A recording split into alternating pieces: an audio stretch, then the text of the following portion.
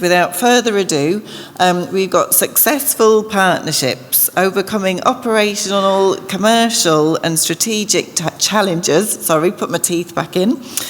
We've got speakers Vicki Donlon, Commercial Manager from Horse Racing Ireland, Brendan Meehan, Commercial Director from the Lingus College Football Classic, and Bash is going to come and moderate for us. So I invite you all to the stage. Thank you.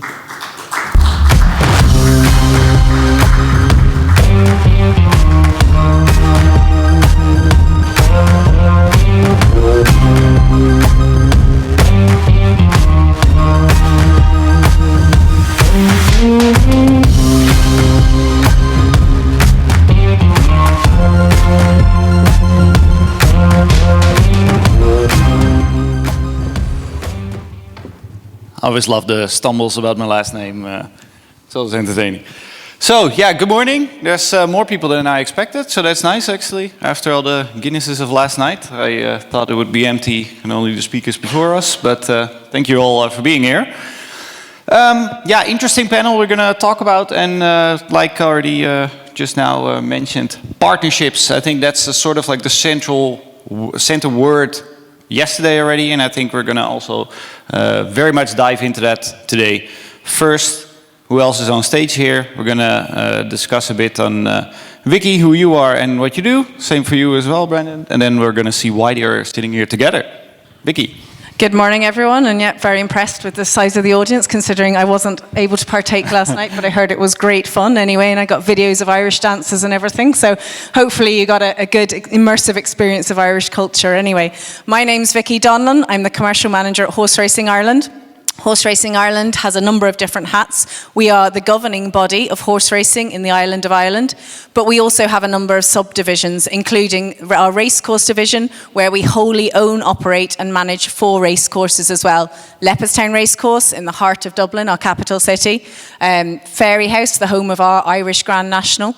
Navan Racecourse and Tipperary Racecourses, which are our more rural tracks on that side. So I work across the commercial brief, across all of our racecourses, but also with the wider organisation as well. And the fans that you have, can you tell a bit more about them? Pardon? The fans that you have, horse racing fans, what are they like? What's their general... So we've a really wide demographic, thankfully, of people who engage in horse racing, both from a stakeholder perspective to our fans and spectators as well. We have demographics that come from our kind of higher end, which would engage maybe through the ownership side of racing as well, right the way down to just our sporting fans, really. And we've sporting fans from all areas of, all demographics and all areas of Ireland and further afield as well, and even more so internationally now. As a nationality and as a small island, we are global leaders in our industry. It's quite incredible, actually. Hold that thought, because we're going to bridge to the US in a bit, and that's why we're sitting here together. But before that, Brendan, can you introduce quickly yourself? Good morning, everybody. My name is Brendan Meehan, and I am the Commercial Director of the Aer Lingus College Football Classic. I do not work for Aer Lingus, and I'm not authorised to speak on their behalf, but it would be hard, certainly, to have this conversation without mentioning them. The Aer Lingus College Football Classic sees the first game of the US college football season being played in Dublin, Ireland. We have the current series is the third game has just been played in the last couple of months, and the fourth game will see Kansas State University play Iowa State University in the Aviva Stadium on the 23rd of August next year. We are a public-private partnership. We get support from the government and from other private partners, and we are the largest inbound tourism event. So we are more of a tourism proposition than we are of a sporting proposition, but we are the largest tourism event that Ireland sees year on year. In 23, when Notre Dame played Navy, we had just under 40,000 Americans who travelled to Ireland specifically for the game. For the game just gone between Georgia Tech and Florida State University, we had just under 27,000. And for next year's game, we estimate 25,000 Americans will travel to Ireland, especially for the game. In preparation of this chat, I already asked a couple of dumb questions, and I will continue to do so, so everyone can also climb up from where my level is on both of the sports, which is nothing, but I already learned a lot from you guys, because it's a very fascinating partnership. Let's look at a video on why you guys are sitting here together on the stage today.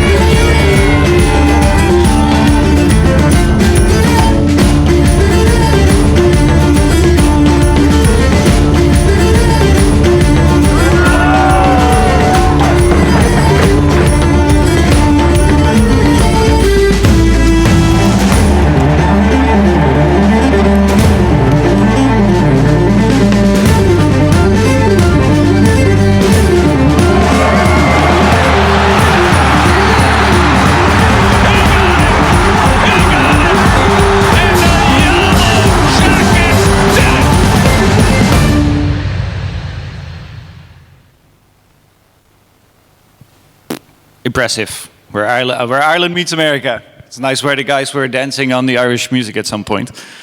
Pretty sure they would have done well yesterday as well with the girls that were doing the dance. But Absolutely. and what we don't see in the video here, but you guys actually work together as well as Horse Racing Ireland and as American College Football Ireland. How do you guys find each other in this?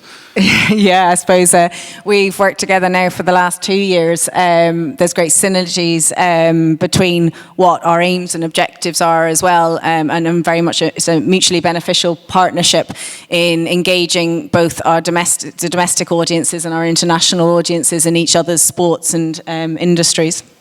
Yeah, so we're a tiny team who organise this, and as you can see from the video, there's a huge amount going on. So if you take the Aviva Stadium with roughly 50,000 capacity, of which for next year's game, you'll have 25,000 Americans, you'll have roughly 5,000 coming from Europe, which means we need to get 20,000 domestic people into the stadium. American football is a growing game in Europe and in Ireland with everything that's going on. But we still need to get a huge number of domestic people in there. And they come for the intrigue, they come for the excitement, they come for something different. But how do we talk to that end consumer? How do we promote and market to that end consumer?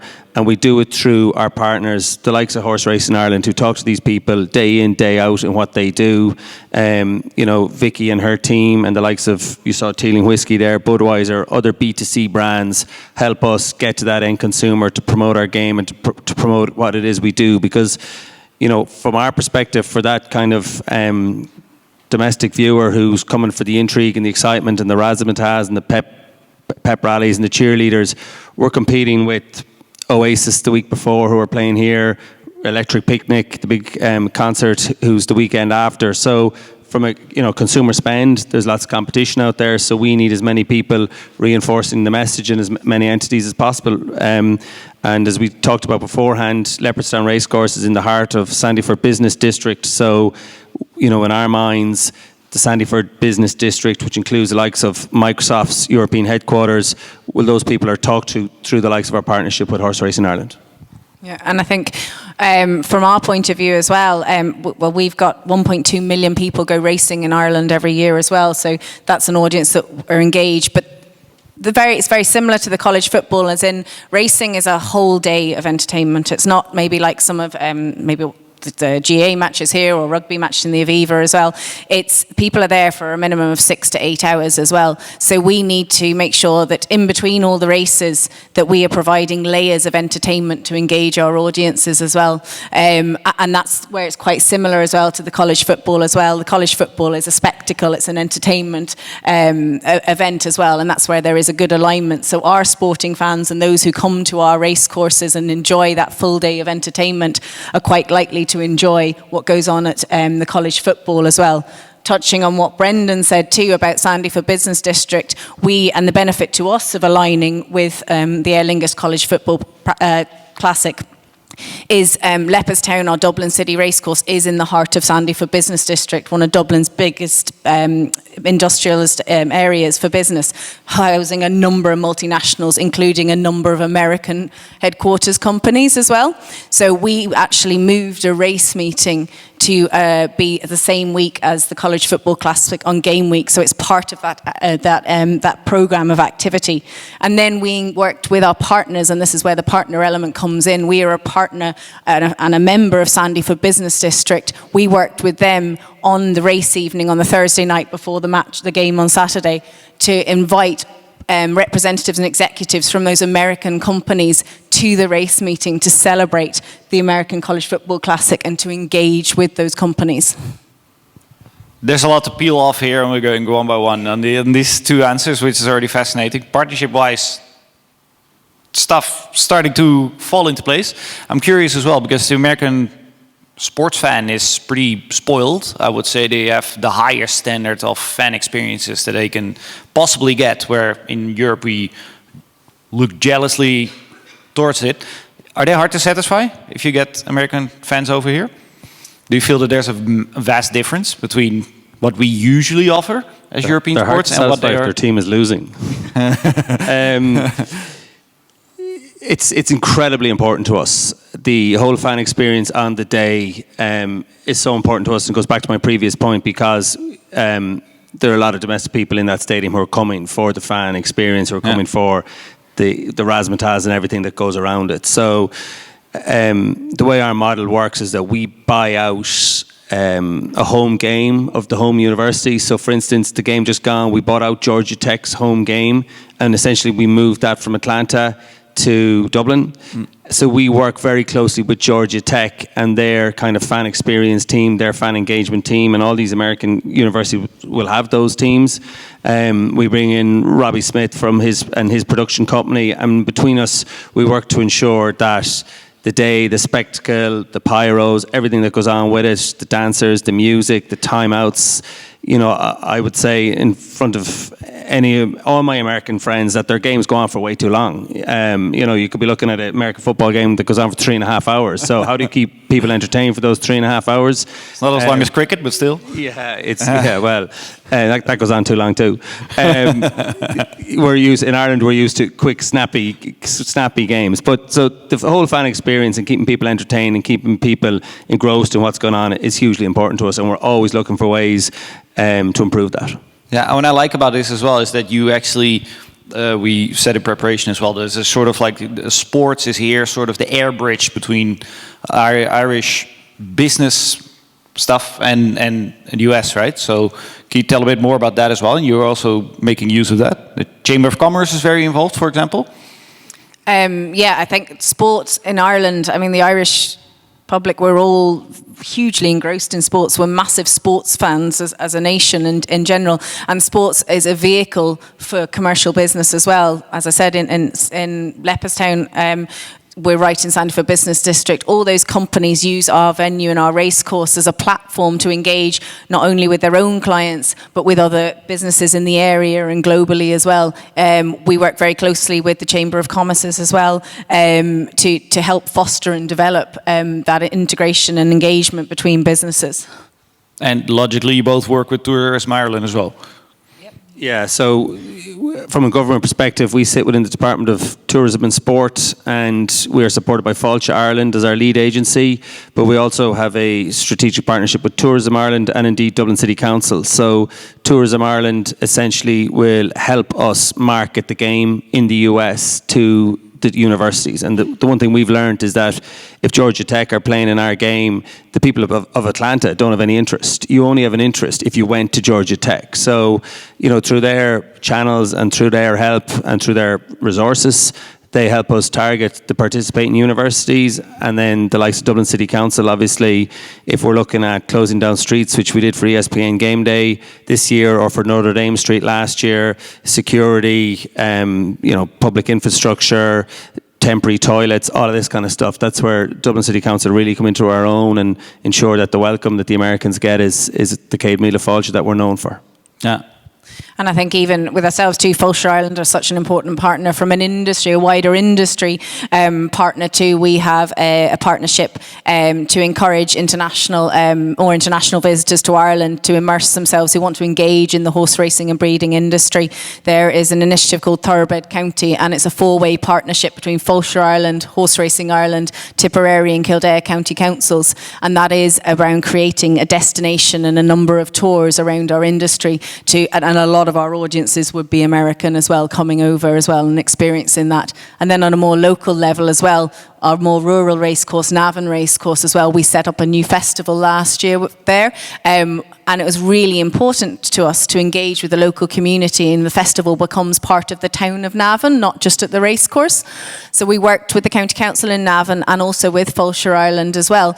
And there was some funding there from Fáilte Ireland, and we took that and actually gave it back to businesses in the town to help them promote the weekend and engage with their customers and attract new audiences to Navan for the whole weekend, which would be beneficial to them. So that might have been, they might have used it for entertainment in hospitality venues, or for attracting their customers to the area as well. So that's how we worked with Fulshire Ireland as a partner to benefit the local community. They there then are stakeholders in the event, and then third-party advocates, which, as we all know, we can go on about our own events as much as we want, but having someone else really advocate for them is far more beneficial.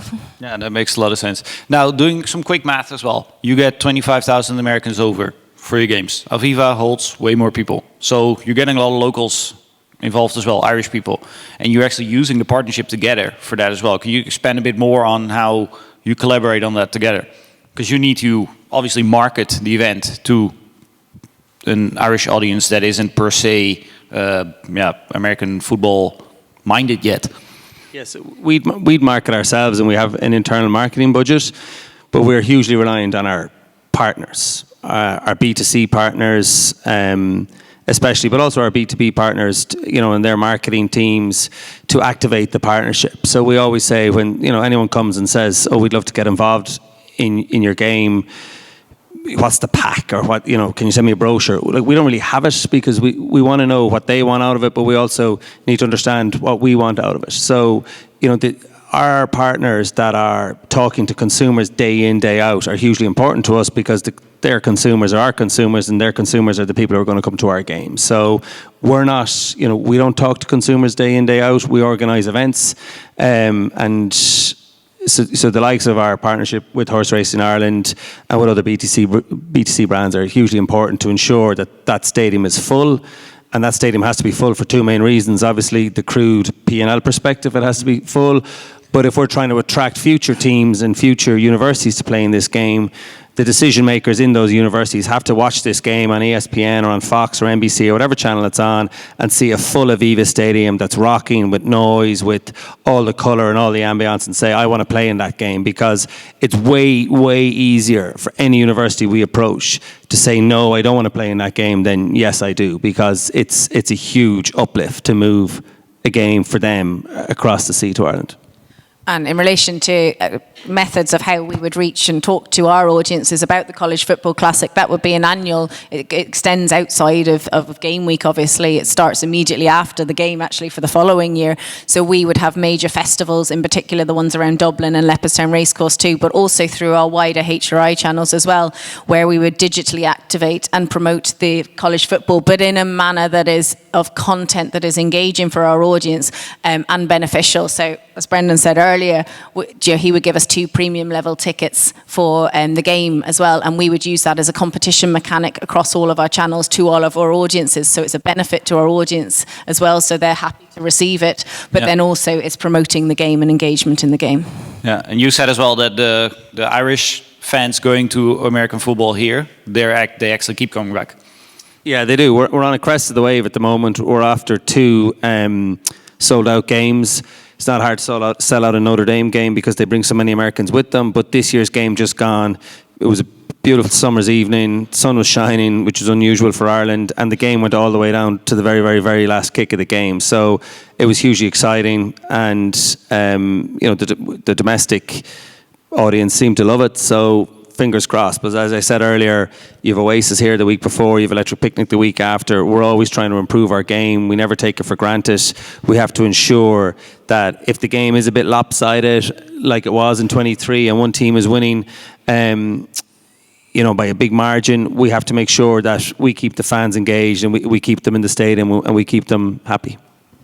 I like that you keep emphasizing that as well, that you're not competing with just other sports, but it's eyeball hours. Everyone has 24 hours. Everyone needs to work. That leisure time can be spent in many ways, can be spent in the cinemas, theaters, or sports. So I think that's a right catch to say that that's the main competition. You wanted to add something, I think. Yeah, and I think that kind of leads on to how our partners help us operationally as well. During the games and in advance of the games, our race meetings and your games as well. We run a number of events through our race courses as well. And as I said earlier, they are whole day experiences. So there's so much downtime. So having activations and layers to engage our audience is so important. And we're not a particularly big team either, and there's limited resources and budget, so we heavily rely on our partners to provide those activations. I might just get the guys to show one wee video, just an example of one of our partners, O'Driscoll's Irish Whiskey, and just there's a number of touch points in this too about how they activated, which enhances our customer experience on a race day. Let's do it.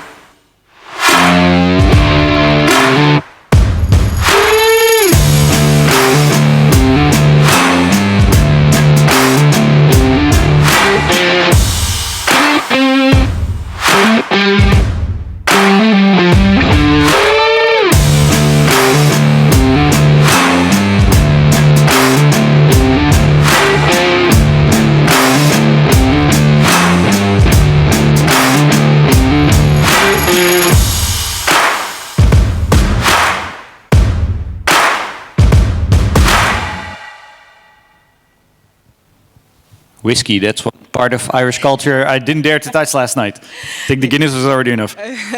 Yeah, and I think we both work with different whiskey brands on that side, but whiskey is very much part of Irish culture, and then not just from a consumption basis as well. There's an awful lot of history around it. But what O'Driscoll's worked really well for us, they were a new brand and they chose racing as their platform to launch their brand and engage with the Irish audience. But they really activate their partnership, and hopefully what you can see from that video is through those experiential activations, they built this big horse that people could actually get on and sit and get their photo taken. It was integrated into the food offering, and there was that O'Driscoll's whiskey glaze on the food that you saw there as well. But they also too, they really wanted to make an impact on our industry and a positive impact, so they then also worked on a charitable initiative too. So the Irish Injured Jockeys Fund is a charity associated with our industry to help jockeys when they come off hard times. So they did an initiative, and the hats you saw there, they created all these hats and sold them, and then donated the funds across all of our racecourses. They've activated this and donated the funds to the charity. And that just gets a lot of goodwill from both our participants and our fans of our industry too. But also creates that other layer of activation as well at our racecourses. Yeah, I'm from the Netherlands. We're very sports monoculture, just football. It's 90 minutes in and out. And when I was living in Australia, Melbourne actually, I also went to the Australian Open, massive, full day Heineken garden and those kind of things. So it's actually you're sitting on partnership gold if it's a full day event, because you have plenty of space, I guess, around your race courses, but also actually, if we're talking about those eyeball hours, you're getting a lot. Definitely getting a lot, but it takes a lot of investment by our partners to create those activations, because you are there for a whole day as well. So, I mean, and it's about how they can actually immerse the audience in their brand, but also provide and provide a good experience for our customers as well. So, like another brand that we would have worked with is Flowgas as well, and they actually introduced a cookery demonstration into one of our race meetings, which, trust me, in a million years I thought wouldn't work, but proved really, really popular. So who knew? But these short, sharp bursts, they had a really kind of entertaining celebrity chef as well. But again, for an 8-hour period, it's something else. It's another layer for our audience to engage with. But it is vital with all our partners. The one thing we say to them, it has to enhance our customer experience. Yeah. We don't just do brand advertising and that side of it, and that is part of it, and their brand gets broadcast. We both have broadcast and media rights association as well, so that is a brand exposure as part of it, but any activation has to be of the benefit to our fans. As it should be. True. Before we're making our way towards the end of the panel, and before we go to a very quick Q&A so we can just see Kate run all the way to the back again, is there any last points where you would say, okay, if I would be sitting in the audience, this is the key takeaway I want to give to everyone in the room here? I suppose I just have to mention, the title here is Strategic Partnerships Operations, and the first thing comes to mind for me is our partnership with Aer Lingus. They've won numerous awards for being our title partner. For those of you who don't know, college football in the United States, if you split it out from the NFL, it is the second biggest sport. It is bigger than Major League Baseball or the NBA. And for us to get the likes of Georgia Tech here and Florida State University, which is based in Tallahassee in Florida, they have to fly from Atlanta and Tallahassee. They're not flying from Orlando or Miami Aer Lingus doesn't fly into Atlanta, it does not fly into Tallahassee. So the whole concept of them moving one of their planes from a commercial route, so for instance from last year's game, they would have flown Dublin, Orlando commercially, then they would have taken that aircraft essentially out of the system, moved it up to Tallahassee and flown the team from Tallahassee back. The same with Georgia Tech, they would have taken Dublin, Minneapolis and moved the plane down to Atlanta and flown the Georgia Tech team. And you think that sounds okay until you talk to them and you get into somewhere like Tallahassee, which is not an international airport. Very expensive. So. Runways, cargoes, in-flight catering, bags, equipment, logistics, operations, cabin crew. It's not just sitting there. So, they visit these airports 18 months out to make sure the runway's long enough. Tallahassee didn't have the in-flight catering ability, so they had to send that all up in advance. And the cargo of the teams isn't even on these planes. The cargo of the teams goes over 48 hours in advance so they can load into the Aviva Stadium. So, literally, without Aer Lingus, and indeed without the Irish government, we wouldn't be here. Big effort. Yeah. Very nice. Vicki, what's your main takeaway that you want to give to the audience? Yeah, I think for us anyway, and it's looking forward to the future, it's both a challenge and an opportunity as well, is the introduction of new audiences to our industry, and that's both as stakeholders but as fans as well. And we touched on it already, and partners are critical to that. Without our partners, we will never achieve that. They bring our industry to their audiences as well, an audience that we wouldn't reach as well. So they're critical in that going forward, and that's everything from partners, from government partners, from local council partners to our commercial partners as well. So that is the importance of partners, and it is the future of our industry as well. Yeah. Fascinating, I would say. Rounding up, let's see if there are any questions from the audience. Preferably in the back, so Kate has to go all the way, but in the front's also fine. I put the trainers on today. I don't know whether you saw, Kate, but I was sitting at the back. And I knew what a big night you had last night, so I came forward specifically. Hello, panel. That was fascinating. I'm Andy Rice from Major Events International. We've talked an awful lot about brand partnerships, but not very much about supplier partnerships. I know for a fact that there's a supplier in the room here who work with a number of NFL clubs for nothing, for free, put hundreds of thousands of pounds of product into a club because it's a marketing play, because they use that as a stepping stone for winning business within the community. So what is your view and attitudes towards VIK sponsorships? Do you have any of them at the moment? And are there any particular sectors that the suppliers in the room might be able to work with you on? Question 4? Both of you. Both. Okay. Okay, I'll start, and sorry, you're 100% right. We did focus a lot around brand partnerships, but yes, we do. There are a lot of other important partnerships. I'll mention in our room too, our catering and event partner, Levy, as well. They are critical to everything we deliver from both an F&B point of view, but our customer service. Our catering partners represent us on our venues. People don't go, and if they have a bad experience at any stage, go, although it's the catering partner, it's a reflection on us at our venues. So our partnership is really important, and we're very lucky working with Levy in that respect on that side of it. In relation to VIK, actually, and I don't think he's here today, but Dan Cohen from Scipio was here yesterday as well. So we work with Scipio, and that's a strategic partnership, and again, more in a VIK point of view for him. He uses 2 of our race courses, Leopardstown and Scipio, as a test bed venue as well. His technology is a new technology, and it's all about queue management and improving queues as well through use of an app for F&B ordering. That's oversimplifying it, and he'd kill me if he was here. But please do look it up. It is a lot more than that. But from our point of view too, that massively helps our customer experience as well. So that is a VIK partnership that we work with Dan on, that is of mutual benefit on that side as well.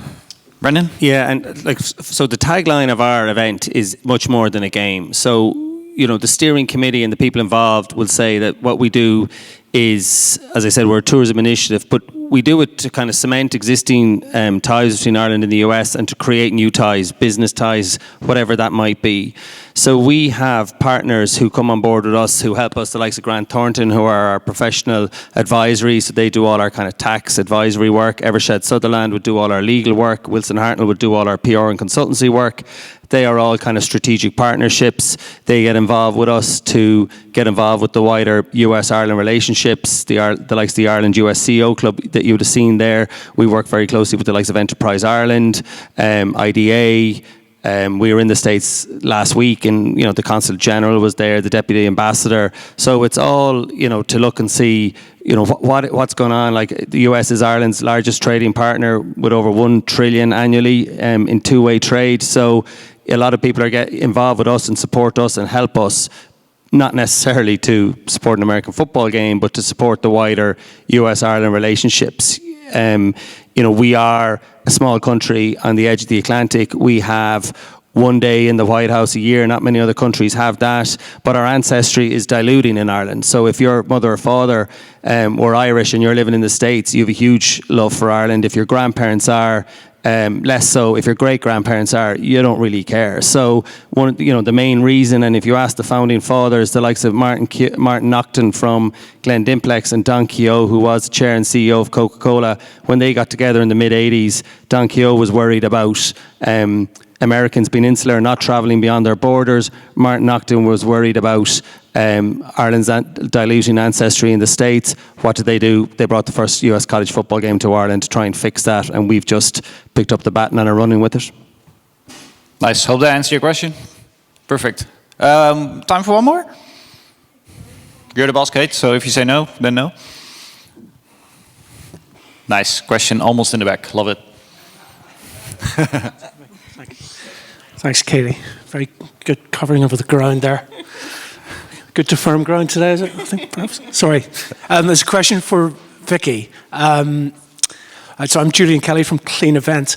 We work with a lot of racecourse partners in the UK, and the direction of travel in the UK horse racing market has been that the big festivals, the Cheltenham Festival, the Grand National Festival, Royal Ascot, they're holding up really well in terms of attendances and engagement, but the rest of the calendar is struggling. Is there a similar pattern in the Irish market? To a certain extent. I think, as with a lot of sporting events, and I don't want to speak for other sports, but the big events are growing bigger, and the smaller events maybe are struggling for general admission tickets. Across all of our race courses, we're definitely seeing a growing appetite for those bigger events, the likes of Dublin Racing Festival, and that's from a national and international audience as well. I mean, Dublin Racing Festival last year, so it was only in its 6th year, and 38% of the attendees were from the UK. So there is a growing market for the higher end products. So the hospitality, the premium tickets, they seem to be holding up really well on some of the smaller events. The kind of general admission, those base level tickets are struggling slightly at some of the events. So it's really important for us to work with our partners as well to maintain that and grow that as well. And I suppose bringing it back more to that partnership piece, that is where we work with the local communities, associations, sporting associations as well, to try and grow that footfall on those quieter days, that there might be mutual benefit. So an example of that is even yesterday at Navan Racecourse, a quieter day for us as well. We identified that, and Debbie on my team, who's here today, identified there was an opportunity, a midweek race day. Who's the audience that might engage with that? So she was like, okay, so maybe a more senior demographic who haven't got work commitments. So she went out and talked to all the local community groups, talked to Active Retirement Ireland as well, and created a whole race day and an event with that audience that have that capacity to attend our race courses as well. And delighted to say, and through Debbie's success as well, it was sold out yesterday, that event.